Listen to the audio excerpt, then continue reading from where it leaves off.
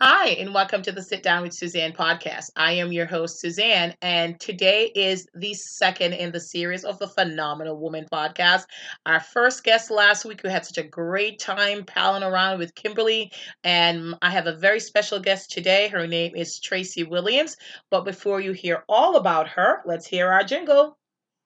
Bum, bum, bum, bum, bum, bum, bum. Bum, bum, positively Susan, positively Susan, ba ba bum bum bum bum bum ba bum ba da da dum, ba ba ba ba ba ba ba ba ba ba ba ba ba ba positively Suzanne.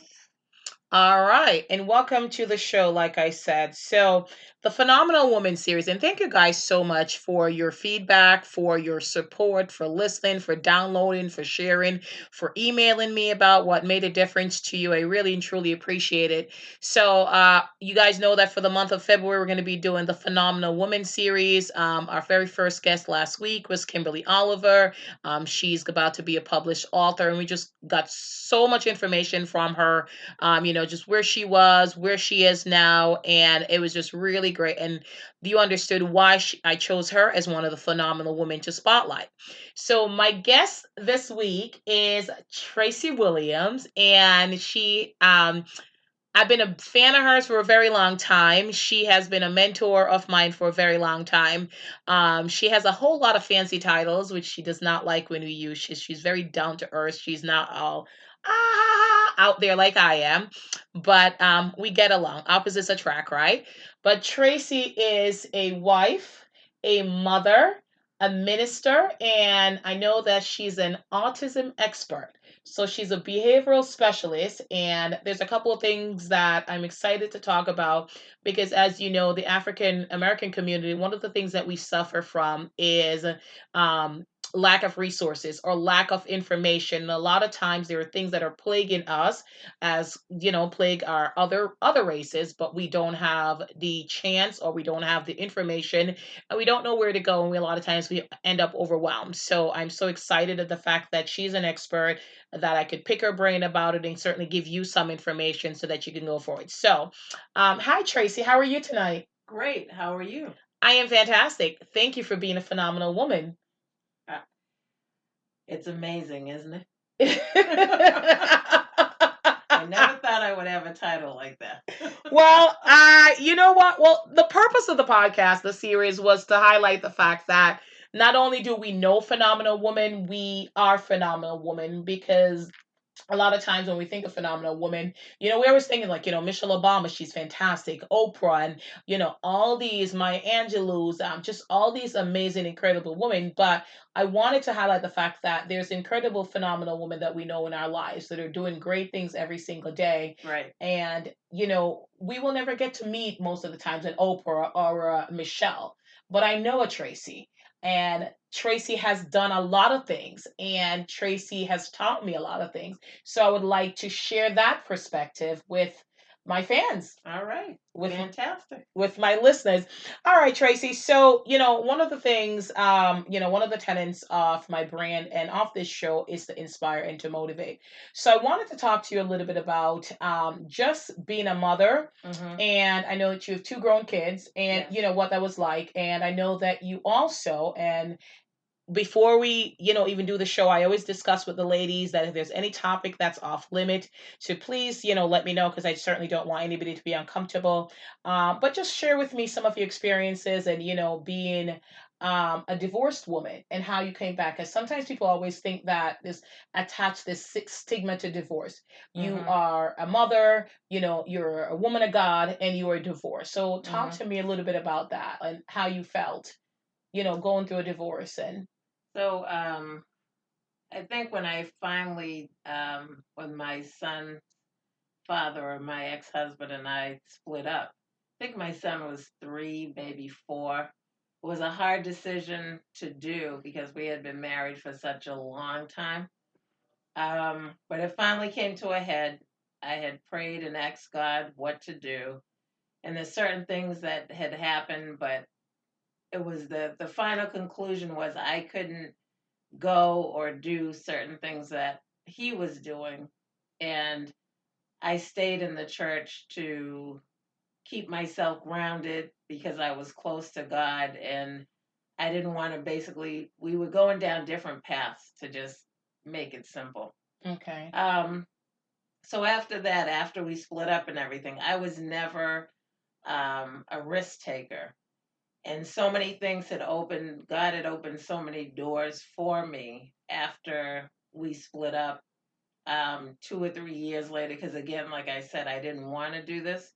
But 2 or 3 years later, we had finally divorced and everything.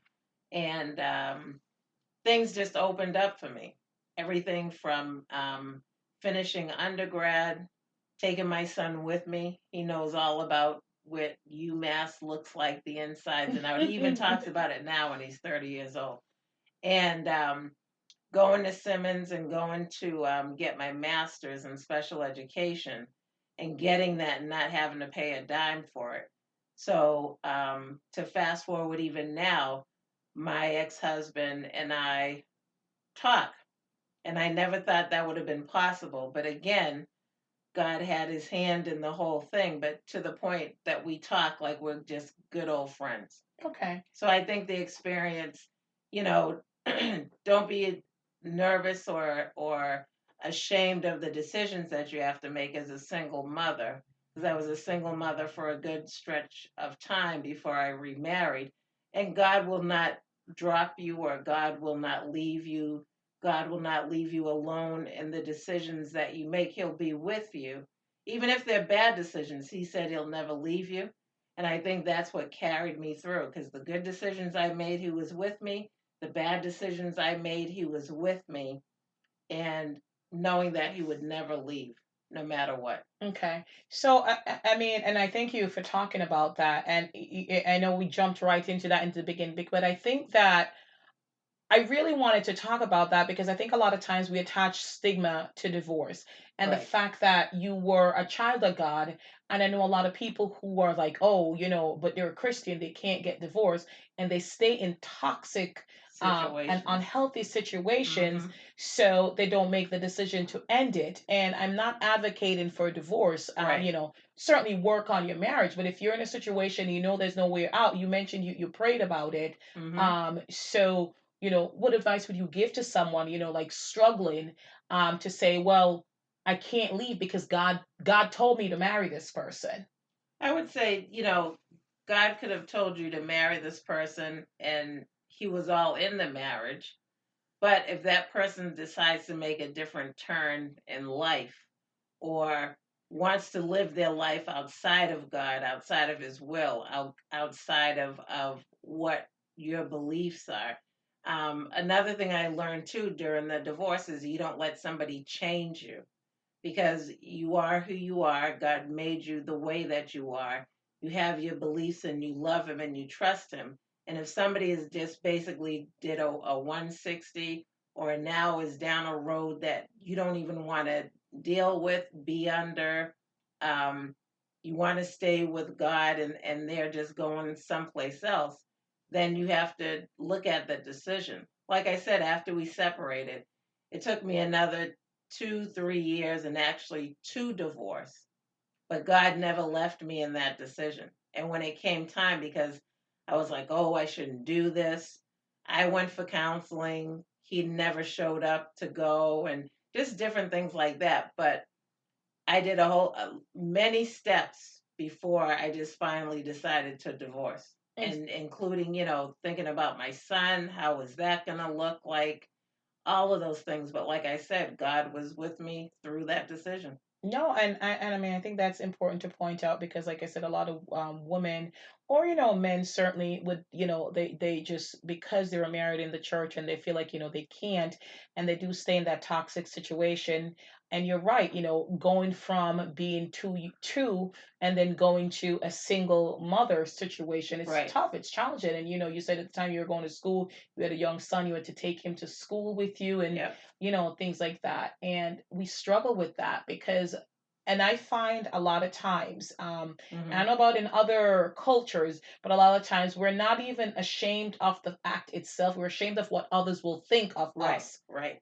Because a lot of times too, people will pick sides or feel that they have to pick sides. And I was trying to be pretty neutral, but I would get people coming up to me and basically letting them know whose side they were on, which I Hmm. thought was really interesting because I didn't really need that. If you support my ex-husband, that's great. If you think that you need to support me or say whatever, or friends could be neutral. I don't need you to report back to me or report to him or anything like that. I just need you to be a friend to Hmm. myself. I need you to be the person you were to my son before any of this, took place and happened. But again, it's interesting when you go through that, like people that pick sides, but they pick sides, there's nothing you can do about it. And again, you just move on because in the long run and at the end, it's who you have to live with, it's who you have to be true to yourself, your convictions, um, the way that you want to live your life going forward, which doesn't necessarily match the way that person wants to live their life going forward. Okay. That I mean, you brought up so many great points in that, in terms of, friends trying to pick side and things like that. And you're okay with saying, hey, you don't have to pick side, just Right, be there. Like you don't have to lose a friend. right, But you're right. Some you can't stop people. Some people will say, well, I'm firmly with team A and I'm firmly with team B, and right, you're just trying to get through the day. And again, you mentioned it, your son, it was about him and you wanted to make sure that the relationship was the same between him and his father. I mean, it's going to shift a little and be different, but I read something and I think it was a meme or something I saw on Facebook, and it says, a lot of times people think fathers are deadbeat dad, but what they are, they have bitter mothers. right, And right, you chuckle at it, but it's the truth. And I'm not saying that there's a lot of men that don't, live up to their responsibilities, but there is also a lot of women after a divorce choose to separate the child from the father. And I think that right, is wrong. right. Give them an opportunity. Like, just you don't have to deal with them, Mm-hmm. but don't deprive the child of that just because it didn't work out for you guys. Right, right. Because his dad ended up moving out of the state of Massachusetts. So he saw him. I mean, he saw him enough.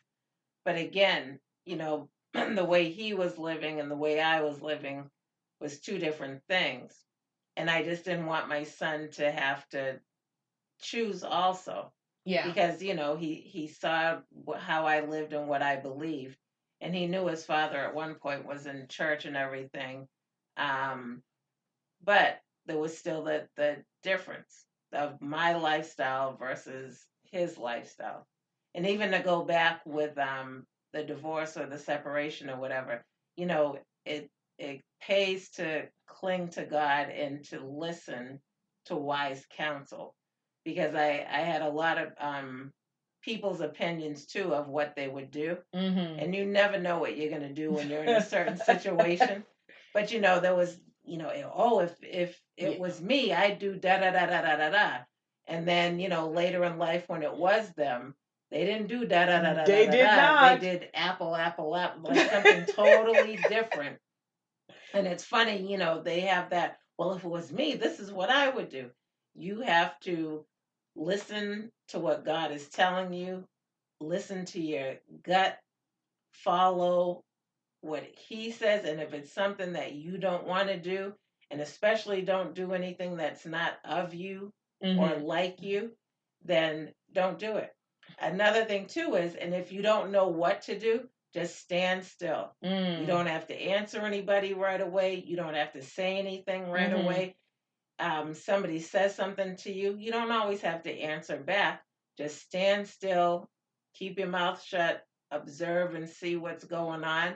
And then when it's time to talk, then you'll have something to say. But I found that, and it's funny. I found that people don't like silence. Right. They don't. So they feel like they have to say Say something. And, something. you're Yeah. right, stand still and, just don't answer right away. But a lot of times I sometimes have problem with that, right?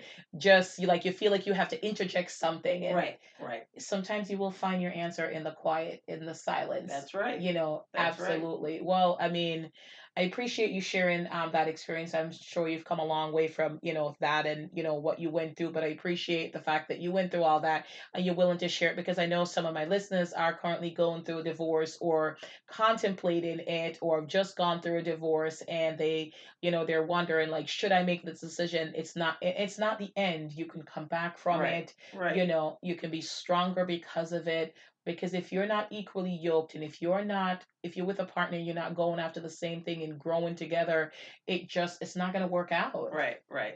And well, I think from the experiences and the things that I've saw also, I think another strong thing for me was if I can't go home and be happy, if I can't go into my house, unlock the door, close the door behind me, and be at home and be at peace, Mm, then what's the point? I don't want to mm, leave work and then come home and be miserable because of mm, what's going on or wonder when he was going to come home or what the situation was going to entail because I want to come home and have peace when I come home. mm, I want to come home and know that I can lay my head down or what's going to be in the bank or just mm, different things that was very mm. interesting that I went through. But that was like, that needed to be my sanctuary. Yeah. No, And I could not have it be my sanctuary. So that girl, was another strong point for me too. girl, you hit it right on the head. That's a whole mouthful right there. I'm not gonna lie. I've said it before. Like I need peace in my home. You at Yeah. work, God help us all, but we deal with some cray cray people at work. Right. Right. And we deal with some cray cray people on the highway going to work and Right. from work and at the coffee shop and all over. And like there's some cray. There are some cray people out there. And you just want to walk through the door and not have the cray. That's right. You Right. just want to There walk has to in. be some place that you can go and just sit down, get a cup of tea or whatever, talk to G, whatever it is. Yeah. But that place is home. And shake and say, Lord, and you just laugh. Because sometimes, I mean, everybody knows I'm in retail and I'll have some experiences sometime with some customers. And I love people, don't get me wrong, but sometimes I can come home and I was like, holy cow, that escalated from 0 to 60 in a Right. minute. Right. And, all I could have done was calm the situation. I always calm it, but like, in retrospect, when I come back and I'm thinking about like, it's like, my goodness. So you're right. I need that peace. I Yeah. need that calm in my house. That's right. Yeah. That's right. So I mean, for those of them who listen to the show know that I love TV and I love just quoting anything or books or all that. So you had mentioned that a lot of times when you get advice from people, and listen, don't take advice from any and anybody, because sometimes the folks that are giving you the advice, you have got to examine their motives, That's right. like what they want out of the situation, right? Because sometimes they're miserable and they want you to be just as miserable. Right. Right. And a lot of times we don't admit this, but when there's a situation going on between a husband and a wife and you're venting to somebody, remember, they're remembering everything you say. That's right. And while you're venting, you might not be impartial because that's right. You're not, because you're not saying, well, I was wrong and I did this and he was sitting there peacefully and I went off. No, you don't. Well, he went off. Well, what led up to the going off? And I'm not saying that anybody's wrong, but all I'm saying is that when you're venting, sometimes you're not impartial. So the advice they're giving you is not impartial. Right. And their motives might not be pure. Right. So take it to Jesus. He's the one that's going to give you good advice. He's the one that's always going to have your best interests at heart. That's right. Yep. But no, what I was getting to, so there's a movie I saw advertised with Julia Louis-Dreyfus, the girl from Seinfeld. Yep. And Will Ferrell, and it was like they were at some resort and there was an avalanche coming. And oh, wow. yes, so it's there's an avalanche coming, and then I guess he took his phone and ran instead of saving the wife and the kids. Right. So they were talking about what did Daddy do? Took his phone and ran. Right. So I am pretty sure when he got married, and if they had asked him, what would you have done if there's an avalanche? He would have said, I would have grabbed my kids and no. Took my wife and blah, blah, blah. Uh-huh. So But the reality is, homeboy took his phone and ran. right, right. So that's all I'm saying. A lot of times, folks will say, well, if that was me, I would have done this. That's right. Stay true to who you are. Right. All right. And do what you will do. And hopefully you're not the one grabbing that phone and running. Lord That's help right. us all. That's So right. but anyway, I thank you for sharing that experience with us. So Tracey, she is a lot of things. She's an evangelist. If you notice throughout her speech, everything is God's got me and God's there for me, and I talk to God. So she's a Jesus fool. She loves her Jesus. All right, so you can get that right Yes, off I the do. bat. Yes, yes, she does, and I've had many, many great conversations with her about just scriptures in the Bible and when I need some guidance and things like that. Like I said, she's a mentor to me. She's an evangelist. She's a wife.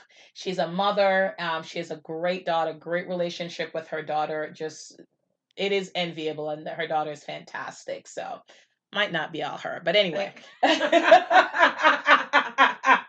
So tell me about finding love again. well, It did that was, happen, ladies. yes, it did happen later. And one thing I can say about my husband is that he was patient because I wasn't looking. I had no intentions, and I told him that from off the bat. So, talk about pushing somebody away. So, I think we were really good friends first. Um, and one thing he had said to me was, "Oh, I'll wait." And I was like, "You're gonna be waiting a long time," because I didn't want to be bothered. But yeah, I mean, finding love again and looking. I think the other thing too is that you look with a clearer vision to a certain extent. And there was nothing that I was looking for or even considering. But yeah, we've been married now, what, almost 20 years? Oh wow. Wow. I'm laughing because I know how stubborn you are. And I can imagine your poor husband when he was trying to court you Yeah, and it'd be like, listen, I didn't make it easy. I am sure you didn't be like, I imagine don't start and won't be nothing. Right, I'm okay. right. I don't want nobody. I'm fine. So Yep. ladies, there's a lesson in that. Don't be so closed off to love. Right, right. I Open mean, yourself up. right, open yourself up or, you know, hang out with somebody or at least go out and have a good time with someone that's the opposite sex.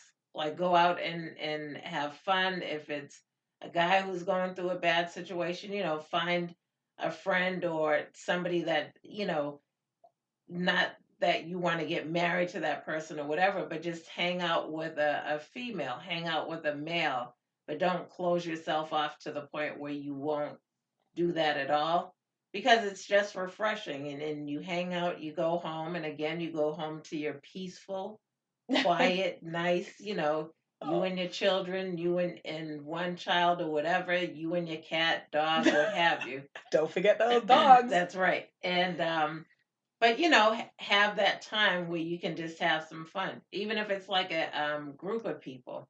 But don't shield yourself or cut yourself off to the point where you're turtling at home and you're not going out and having some fun.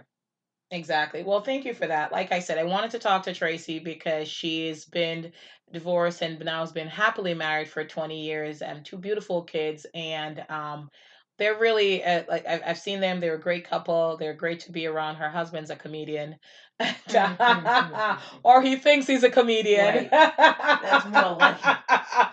He's not a stand-up comic, but Right. he is a comedian. He's hilarious. Well, he cracks me up, right? And he cracks himself up. So that's all that matters, right? Yep. So just, there's life after divorce. God won't forsake you or give up on you because Right. you've gone through a divorce. So don't give up on you. There will be weeping and, like any loss, you'll mourn. But there is a coming through process. There's an awakening.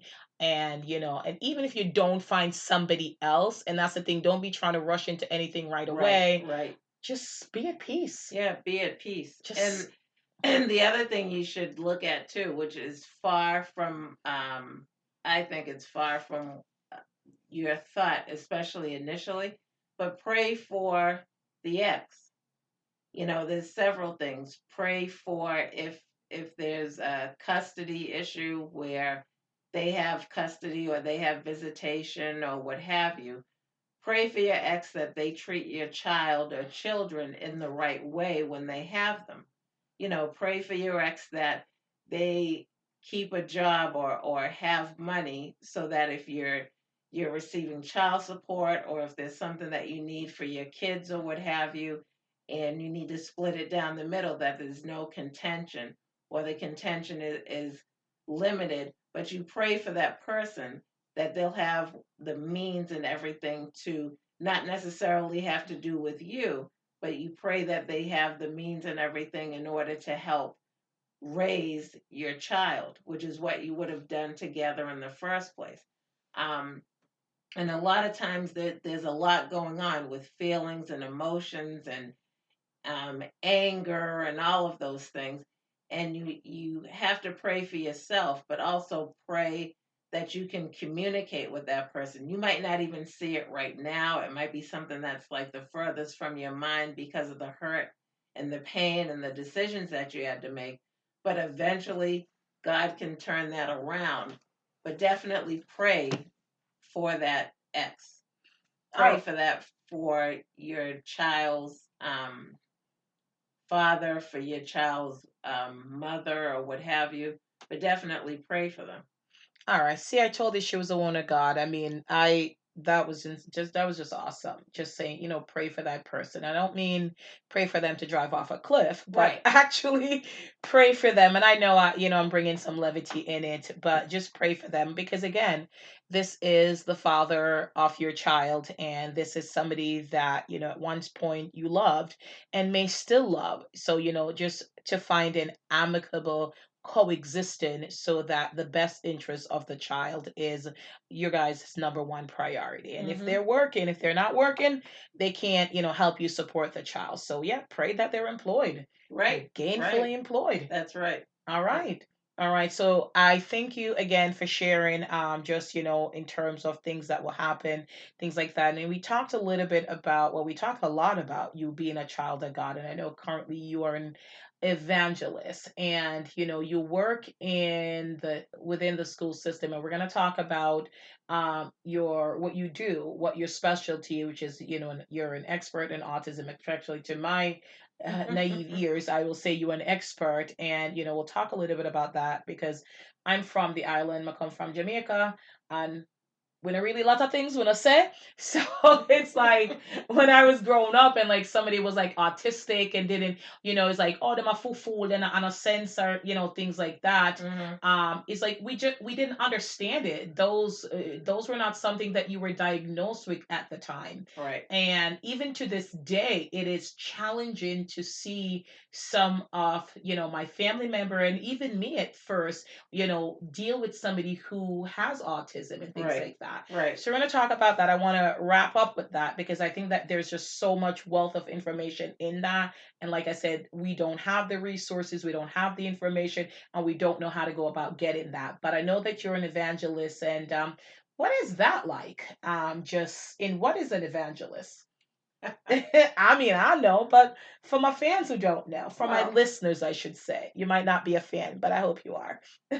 you look at evangelism of God, and I think in that realm, from growing up until the present, I think it's expanded to the point of how you spread the word because you can evangelize and be on a street corner, you can be in a church, and you're spreading the good news and the gospel, but then you can also evangelize with your teaching because you are still spreading the good news and the gospel. So I've had a lot of people that I've met that use their evangelism or their ministers because you're also there to serve the people. I think sometimes when people get certain titles, they think that runs outside of being serviced, Mm. um, or serving, and then they want to be served. But anytime you take on evangelism or ministry or anything, your number one priority is to serve the people. But I've seen a lot of it change where serving the people also includes teaching the people.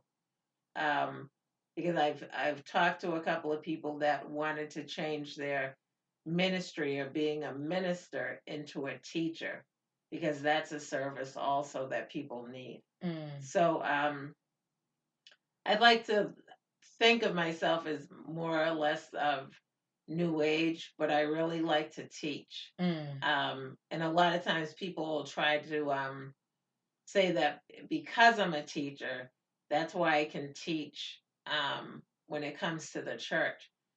But just because you can teach for your profession doesn't mean that your profession would be teaching in the church, because you might not want to teach the church, or the Lord's not giving you the insight about teaching. And I'd like to think that when I'm teaching from the Bible or information that's in the Bible, that He's actually giving me information that would not happen just from me teaching rotely or what's said in the Bible, but that spiritually He's showing me things in order to say to people, and again to evangelize.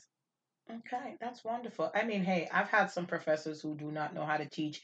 They have the knowledge, but they can't get that to you. Right, So just because you're a teacher in real life, doesn't mean you're able to convey that message in the church. right, And I'm in the church. I'm a minister, but I've certainly seen it, and I'm not discouraging anybody from, being in the ministry. But one of the things I would love to caution people that, they'll get into the church and they're gung ho and they're eager. But once they get the title, it's like all of a sudden they forget about serving and they want to be served. right, right. And when you're in ministry, you are to serve. Your population is serving the people.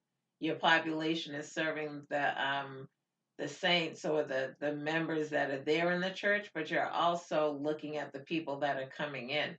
So when you're saved, you now turn around and you work and you serve.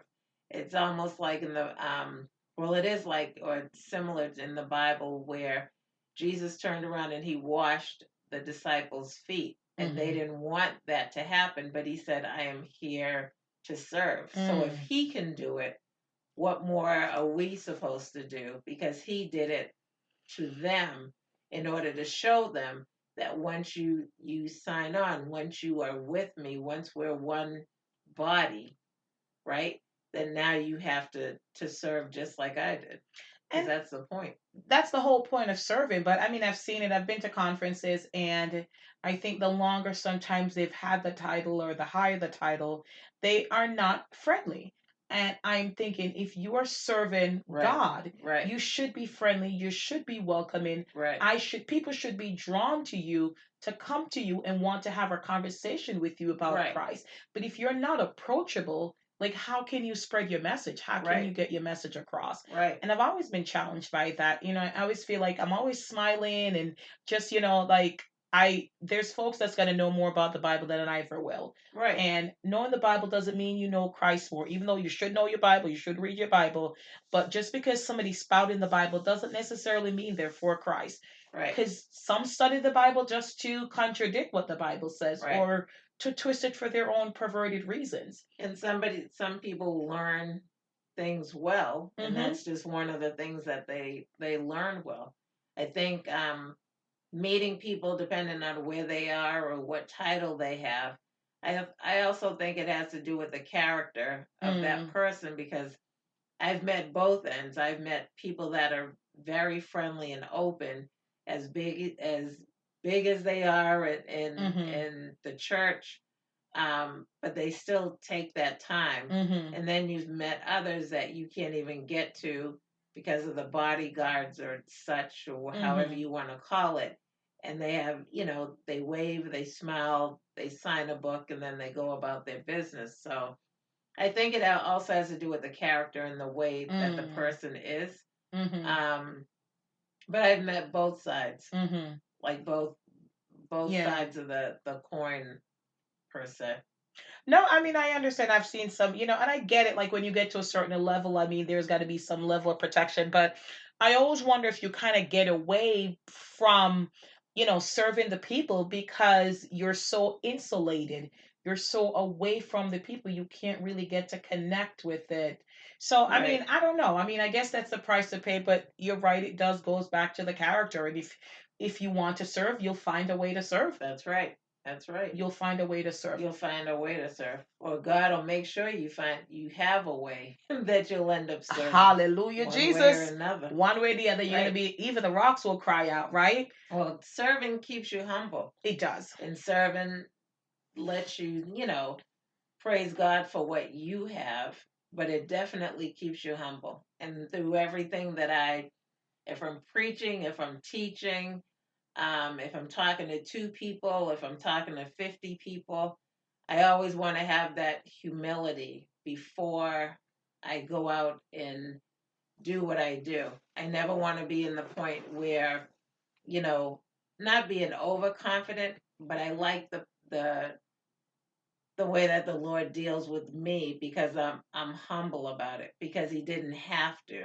Number one, Mm, choose me. He didn't have to call me into the service and the things that I do, but he did. And I'll be forever grateful, but I always want to have a humbleness towards it because it could always be somebody else. absolutely. Absolutely. And I think I always think the Bible sometimes it's a contradiction because it's like it tells you, but there's a very neat little caveat that you have to remember. But it tells you you are great, you're a child of the king, you are Right, mighty, you're powerful, right. you have dominion over all men, and then it tells you to be humble. So if you're telling me I am all powerful and then you're humble, Mm-hmm. and what I always say to people is that because it says look towards not your own understanding. Right. So it's like, yes, you're powerful, but you have to remember the source of that power. That's right. And The power is only because of him. It has exactly. nothing to do with you. Exactly. So Hmm. yes, you are powerful because of who you're connected to. Right. So the humility comes, you're powerful because you're connected to God, and then the humility comes in because you know that God is the source. Right. So that's the easiest way I can explain it. Right. Right. It's like because you can't be proud, but I am proud to be a child of the king. But then it's kind of like I don't know if you've ever had experience, like when somebody, they ask you for help to do something and they get a job, and then after they get the job, they completely forgot that you even helped them. Right. And then they're all like, all, Off ooh. to their own thing. Yep. Exactly. And I think it's the same way, you go after God and when, you're there and God has elevated you and then you forget that God put you there. There you go. And that's when it gets kind of rocky, and that's when, Ooh, child, things are gonna get yeah, it's like what happens now, or yeah. oh God, what happened with this? And it's like, look, you got there and then you forgot me. Exactly. Listen, my faith is strong. My faith is pure. I believe in God. I believe He's the one true King. And all I can encourage the believers out there is to do just, be humble. Right. Seek Stay God. humble. Stay humble. Stay No humble. matter no matter what accolades, no matter what people are Right? saying. Because it all the glory belongs to God. If God didn't put you there, then you wouldn't have that opportunity. But one thing is to stay humble and always look to giving the truth and remembering that you're speaking to his people, you're speaking to people that are making a decision, you're dropping seeds in people's hearts in order for it to grow, but you need to stay humble so that you don't miss it. Because if you're not studying the right way, or you're not looking at who you're talking to or thinking about who you're talking to, because there are souls that are there are souls that are lost. And if you miss that or not maintain your humbleness, then you start operating in yourself and you're not operating in God or His will. And that's when you miss what you could have said, done, prayed for to the people, because now you're operating under you and not under Him. And that's how we're going to end that part. Right? Remember who you're operating under. Mm-hmm. All right. So Tracy is also soon to be a published author. Yes, yes, I am. Yes, yes, yes, she is. So without giving anything away, can you give you a hint of anything? What's coming, or all will be revealed soon? Well, the first thing that I'm looking at is writing a book for Christian education, and it'll be a book that's geared to teachers, I would say, more or less, teachers and superintendents. So the experiences that I've had, I'd like to share in the successes of running a Christian education department and the successes of looking at with teachers. Because I think the way I look at things and dissect things and look at the way that we've taught in the past, or the way that the church has taught in the past when it comes to Christian education, we shouldn't be teaching the same way now that was taught 10 years ago, 15 years ago, 20 years ago, when you and I were in Sunday school. There needs to be an evolution and a change because there's changing and teaching all the time when you look at education for elementary school, kindergarten, what have you. So when you get into the church, we should be evolving also in our training for teachers in Christian education and our training for adults for Christian education. So that's what the book is going to be about: Christian education and teaching. All right. So we can't wait. Let us know when. And for all you Sunday school teachers out there and administrators and things like that, I promise you it's going to be a good book. If you've ever struggled with, how to engage with, because you'll have people in the Sunday school who are at different levels. Some will be there to challenge you, and Right. some is a novice. They've never even read the Bible or read. So I think it'll be a good book and a good resource for you to have. So, I mean, you see why I chose her as a phenomenal woman. There's just such a wealth of information in her, and I won't have the time to go over everything. She's also a professor, which she teaches. So Yep. teaches and teaching. She teaches every single when she's talking to you, and she's teaching. Trust me. But well, it's funny because years ago when I used to do like a lot of, and I do a lot of interviews for my work, and I'll talk to my friends and they'll just say, you're not interviewing me, right? I like have to consciously, Right. because they'll, talk myself out of it. So they'll say something. I was like, so, what were you doing when that happened? And they're like, and they're like, okay, you're not That flipped interviewing right me. into Like, yes, right into an interview. it just like, yeah. So, you become. All right. So I wanted to talk to you about, so you are a behavioral specialist. Is that your title? Um, yeah, more or less. My title has to do more with academics, inclusion, and behavior. So Mm-hmm. those three, because the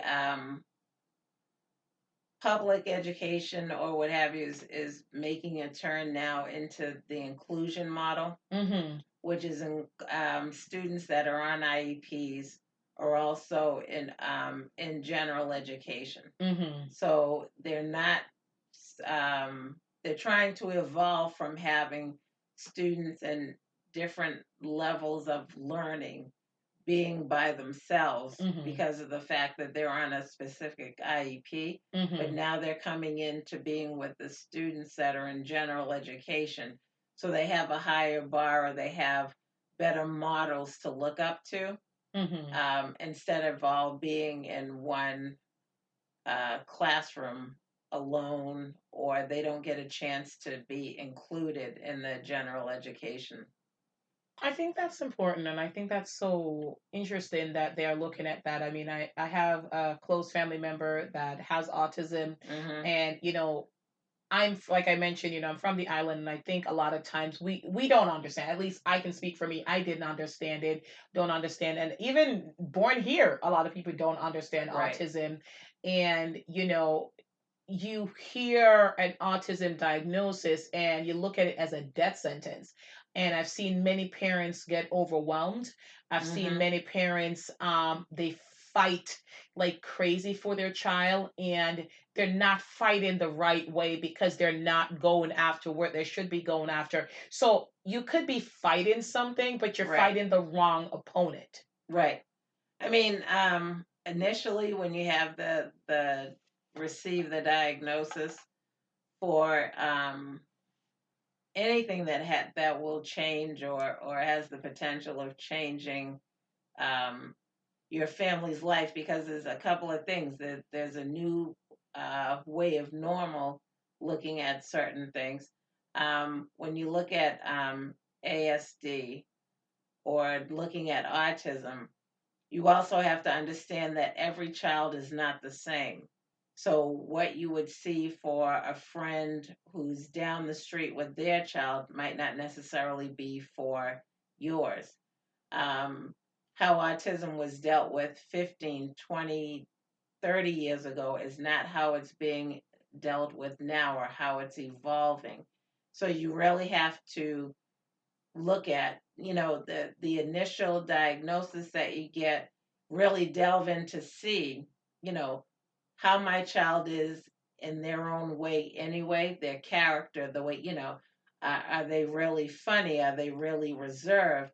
In addition to the fact that they have autism, because there's also um, a person underneath that who has a certain way about them, their own character about them, knowing that, you can have four kids and none of the kids are necessarily alike. They might have some similar traits, but each one of your kids would be different. And you have to look at that with autism. The other thing, too, is when you find out, I've heard a lot of parents say that they were just given a lot of information and sent on their way. But then you Mm-hmm. really, especially now with technology and everything, really delve into what you can get. Mm-hmm. If you go to the various autism sites that are on if you Google it or what have you, the autism nonprofits that are here just in Massachusetts or here in Western Mass, or like the Doug Flutie organization and things like that. And I know that's like a distance away, but the things that are right in your neighborhood, right in your area, partake, sign up for everything that you can when your child is young, early intervention, and all those things. Look at the resources that they have and take advantage of it. Talk to as many people as you can. My daughter has dyslexia, and I think one of the things that, and again, I think was God showing me, but I started to speak up about it because sometimes we're more or less quiet. And again, we turtle and we Mm-hmm. don't say anything. Mm-hmm. And then we just try to make it and make it with our own lack of knowledge, Mm-hmm. instead of going out and to say and to look and to see what can best benefit my kid in this situation. Um, Sometimes I think we turtle and we don't say anything, and then that leaves us at a disadvantage. And the things that our children could experience with the diagnosis that they have, they're not going to get it if we just turtle and stay home and not say anything at all. Mm-hmm. So that would be one of the a huge thing that I would say is to go out there and see what can happen. Even if you went to your hospital or you looked up an association or a time where similar parents can get together. Um, when you look at, I don't know what if they particularly call it in Worcester, but in the school district that I teach, they have a meeting every month where the parents get together for kids that have special needs in general. And you can get with people that are like minded and have that sort of go getter Mm-hmm. mentality. And again, feed off of them, learn from them, and find out what you can do to best service your child. Okay. I mean, do you find that there's a stigma attached to autism in the African American community? I think because it's unknown, um, how to deal with, how to work with. I think the stigma goes for certain disabilities or things that children might have as disabilities. Because autism has a lot to do with social at times, people don't know how to take that particular child because, like, stemming and outward things that you would see somebody do, it's like, oh, what's wrong with that kid, or they should know better, or something like that. um, I think that hurts in a certain respect, because again, why would I take my child out in my community and then people are looking at us like, what's Just. wrong with that Mm-hmm. kid, instead of trying to learn how to befriend or be understanding or realize that, they might not want to touch you, but you can just wave your hand and say hi, or you know they're stemming or they're rocking or something like that because you're coming into their personal space and they're nervous, but they don't have the words to communicate to you that, I'd like you to back up a little, or I really don't want you to come into my area, to come into my space. So Mm-hmm. now I stem and I rock harder or whatever it is that I do in order for you to, because you're communicating something, but you think that you can just come up in someone's space because Mm-hmm. they have a disability or they have Yeah. autism or something like that. Okay. Oh wow. I mean, there's so much information. So you're saying that there are resources within each community. I think as autism becomes more widely known, Right, there's a lot more communities that has information and resources center that they can go to and right, get information about, and they could connect with other like-minded people who will be dealing with similar situations. right. I mean, the once your child starts getting an education and they go into public school and everything, that's when, again, like-minded people, the people that you might see, everything from having your child go to, and I think exposure is really good, because again, then they learn, they see, they model, but they'll also have an opportunity to make friends, to know what's appropriate socially and everything, because they're growing up and they're being next to kids that don't have autism. They'll take those leaps and they'll take those risks in order to have be more like their friends, or in order to have those positive experiences that if they were by themselves or you left them sheltered, that they wouldn't necessarily take, because they don't have anybody their age or what have you to do it with. So I think they have to have experiences. You as the parent have to have experiences and have trust in people outside of your family or the bubble that you've put your child into, because you also have to think about what happens when they're in elementary school, what happens when they're in middle school, before, because with any child, the minute you blink, they're like 17 years old, they're 18 Yeah. years old, they're 19 years old, and they have to know and have experiences of what to do as they get older, because you also are getting older. Like, what's the major plan? And I know I'm jumping from elementary school all the way to adulthood, but you have to start thinking about these things and what can they do on their own, Mm-hmm. because you also are getting older. Yeah. It's different to have a child who's 5 and you're 27 or 30 or something like that, and then you fast forward and you're 60 or whatever, and the child is older. You can't do the same things you did when you were 30. Cannot. So, and now the kid is 35 or something like that, and they can't boil water, Yeah. or you haven't taught them to their potential, or certain things that they Mm-hmm. can should be doing or could be doing, but it was stunted because again, you kept them in a bubble. You do, because again, you don't know how to handle it. So I think it's so important for them to find out the resources that are out there, because it will give them help in terms of what to do to prepare the child. Because you're right. Right, I mean, none of us want to think about it, but one day we won't be here. right, And, like we're going to be leaving this child. And, if we're treating them the same they were at 5, then they are at 30, then we're setting them up for failure, right, because they do have to have some level of independence, depending on how severe, right. Depends on how severe. That's totally right. But if you have to, and even in that severity, if there's things that they can do, because you Mm-hmm. you get into the academics of things and then you get into the functional part of things.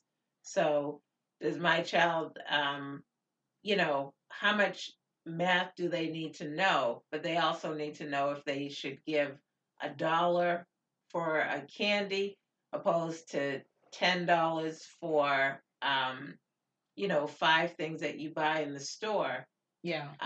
opposed to using a calculator in order to know, well, if I give you this amount of money, you should give me X amount of money back. And there's a lot of things because any parent would want their child to be successful, and the success is what you want, but you also almost have to be thinking ahead.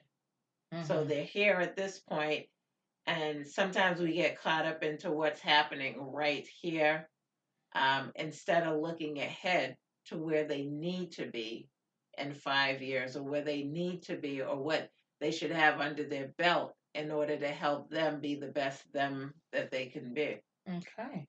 All right. So let me ask you this. So you talked a lot about support for you, to know more about autism and things like that. What about support for you, the parent? Just you need support. You Right, feel overwhelmed. Are there resources for that?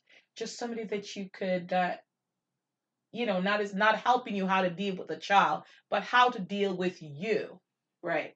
I think if you get with a group of parents, I mean, there's always respite care, but that's when again your child is taken care of.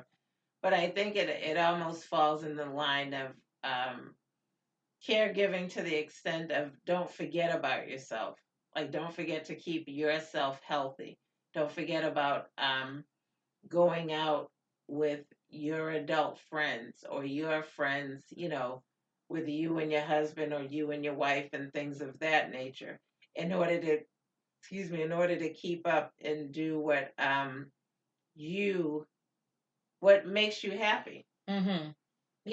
What will rejuvenate you, what will give you an experience and say, oh, I think I'd like to take, all of my kids or my kids here, regardless of, you don't let certain things stop you from living, and especially when you're doing your best, because you'll get caught up into um, your son, your daughter would have you, and then time will go by, um, and then you're like, oh goodness.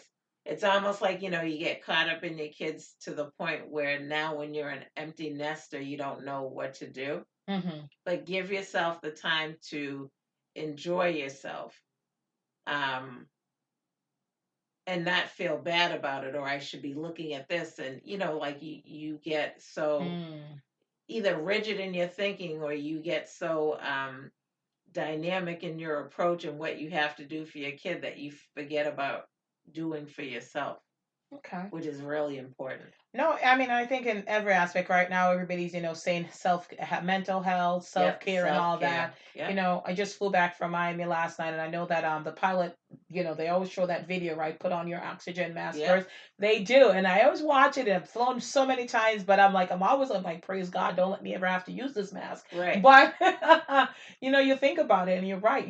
I can't help somebody if I'm not helping myself. There you go. Yep, That's it. that's right. That's it. That's it in a nutshell. That Yeah, is it in a nutshell. And the other thing I also think about, just education on the part of the family members. yes. Education on the part of the family members. And some are going to accept it at their own level and some will never understand it. But, Hmm. I think that it gets challenging because like I said, there's a lot of emotions there.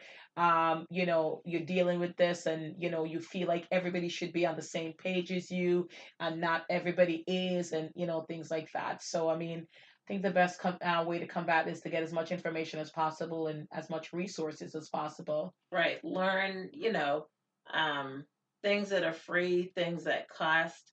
I would say too, if you find out about a different program or anything, from getting an advocate for education wise, don't be afraid to say and to see and to look for scholarships, money, pro bono things. If they say something's going to cost X amount of money, then don't think that, well, I'm not going to be able to afford that, or that's not me. Go in there boldly, say a prayer, ask God, but definitely ask questions. Like, ask questions to everybody. speak your what you need outwardly to everybody. Um, and it's funny how things have a way of actually working out in your favor, or you get a lead and one thing goes or works its way into another, and before you know it, you're in that program that costs X amount of money, or you thought didn't have, you have to be on a wait list or whatever the case may be, in order again to give the best that you can for your kids, but always keep talking and looking. All right. Well, I thank you for that. And I know there's just such a broad spectrum. Yeah, it's a Um, huge conversation. it is just so much, but I just wanted to throw it in there just to give hope and let people know that, there are resources, there's things they can do, they can Yes, find out. I mean, we can do a million shows and still don't cover anything like enough just right. to give what it is. So I decided to get into the different names and the types of autism because there's also a broad spectrum, Right. but just to give you some hope, to let you know that there is hope, there is resources, there's things you can do, there's people you can connect with. You are not alone. I should have looked at some statistics before I see, just to see how many people, how many kids are diagnosed with autism every year, but I feel like the numbers keep increasing. Right. The numbers increase. I mean, you can hear that on there's various commercials or whatever. In Mm-hmm. fact, it seems like there's more commercials now. And then the whole law and the insurance part of autism that's trying to be passed in the Senate and stuff like that. And even the state of Massachusetts, because people actually move here or move to this side of the U.S. in order to get the best care when it Mm. comes to autism and care for students with disabilities. Even our laws here that are in Massachusetts are the better of the laws that are in other states. Yeah. So people will literally come here just for the care and the way that students that have different disabilities are treated. So you're in the right place. So you just have to look and dig and see what the opportunities, because there is a plethora. Like that's a whole show in its own, Okay. which I wouldn't mind, coming back to talk about. But that's in a whole program, everything from um, Children's Hospital in Boston to applied behavior analysis, or the ABA people that are here, and they're like all over the city of Worcester also. Um, Transitional care from when the kids get older. And again, I'm speaking specifically with students with autism as they get older. What um, what can happen if a child goes to college that has autism. There's just like so many things that you can get involved with. All right. Going to work and having, autism and things of that nature, and the things that you can work towards, or the programs that you can get involved. It's a lot. There is a It's a lot. lot of good stuff. So here's what I'm going to say to you, because you mentioned that you would like to talk about it again. Autism Month is coming up soon. Yes, it is. Yes, So, yes, it is. see where I'm going with I see where you're going with it. that? I'll get all my stuff together. You I'll be should. ready. I'm telling you, I'm giving you some homework. So you heard it here. She has some homework to do. She's gonna get all her stuff together, and she's just gonna come on. And the first show of the month of April, Okay. we are going to talk about, because that is Autism Awareness Month. Yes. Yes. So we'll talk about it, and she's going to have a plethora of resources and information for you. So tell your friends to tell your friend to tell your friend. We'll talk about it and promote it upcoming. So we'll hold her to it. Her name is Tracey Williams. So this way we'll hold her accountable. She won't miss it. She'll be on the show, and we're going to talk about autism because I think it's such an important topic, and so many people have somebody that's affected by it and just want to know more. So, this was the Phenomenal Woman series. I thank you for coming on. I Thank you for appreciate. having me. You're welcome. There was just so many things we covered, from coming back after divorce to finding love again, to being a parent, to being an evangelist, to there's so many things that she does. My goodness, how does she do it all, right? She's a woman, right? She's a phenomenal woman. She's a teacher. She's a behavioral specialist and has such a wealth of knowledge about autism. And she's going to be back on the show in April. Notice that plug again. To talk about it. As you know, my goal is to inspire, to motivate, and to empower. So I hope you're inspired by what you heard on the show. I hope you're empowered to take action in whatever subject we talked about. And, I hope you were motivated. So she's going to come back on the show April. in April. And, one of the things I always talk about too is that, like, I know that when she first came on, she was like, oh, I don't know if I'm going to do this. But I think once you start talking, you don't notice the mic, at least for me. Right. You don't. It sort of goes away. It Yes, does go. It goes away. This is what I'm telling you, folks. Like all my friends that are now blocking my number, you can start answering me. It's not that scary because I want it to be like, and it was two girlfriends sitting down and having a chat. Yep. We would have exactly. We would have done cup and saucer with teas, but the clinking would make noise and oh, mess up the whole thing. And mess up the whole thing. Oh my goodness. So but no. I had a great time chatting with you. I really do appreciate you taking the time way past your bedtime, I'm told. That's okay. Yes, to come and chat with me. See, when you treat people good, they treat you good. So there you go. Any closing words? We're gonna sign off, but any closing words? No, I just hope that the information was helpful. And that, your listeners are encouraged to know that they too can do it. I mean, it's hard, but you can do it. And if you've never, like myself, taken a risk before, just go out there and do it because you never know number one, what God has for you, but you never know until you do it. All right. Thank you. I really and truly appreciate you. Like I said, this is the Phenomenal Woman series. I hope you know that you're a phenomenal woman, and I hope you know that you know a lot of phenomenal women. And within that, I am going to say ta-ta, toodaloo, and goodbye. And until next time, this is Suzanne signing off.